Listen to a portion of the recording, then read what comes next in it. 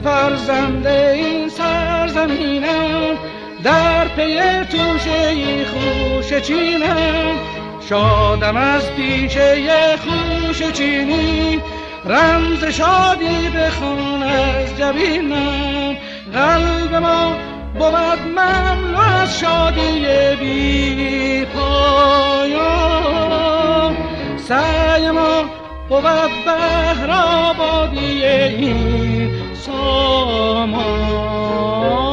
خوش چین کجا اشک مهنت به دامن ریزد، خوش چین کجا دست حسرت زند بر دامان.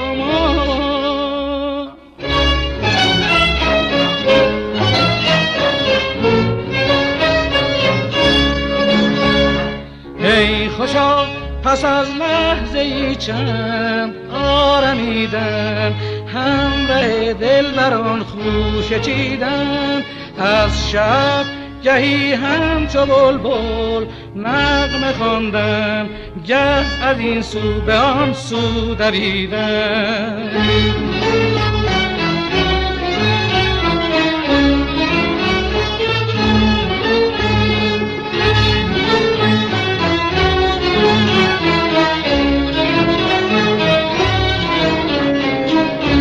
برپا بود جشن انگور، ای افسونگر نغمه پرداز. در کشور سبز و گل با شور و شف نغمه کن ساز. قلب ما بود مملو از شادی بی پایان، سعی ما بود بهر آبادی این سامان.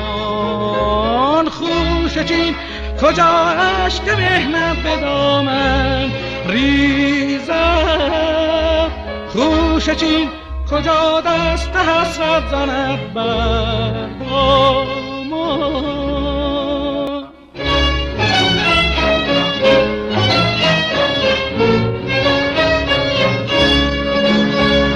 ای خوشا پس از لحظه‌ای چند آرمیدن، همراه دلبران خوش چیدن.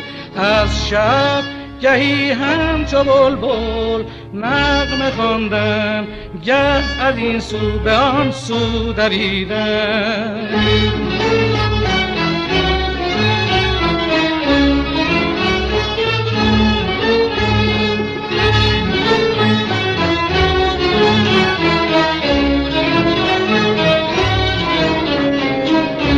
برپا بود جشن انگور، ای افسونگر نغمه پرداز.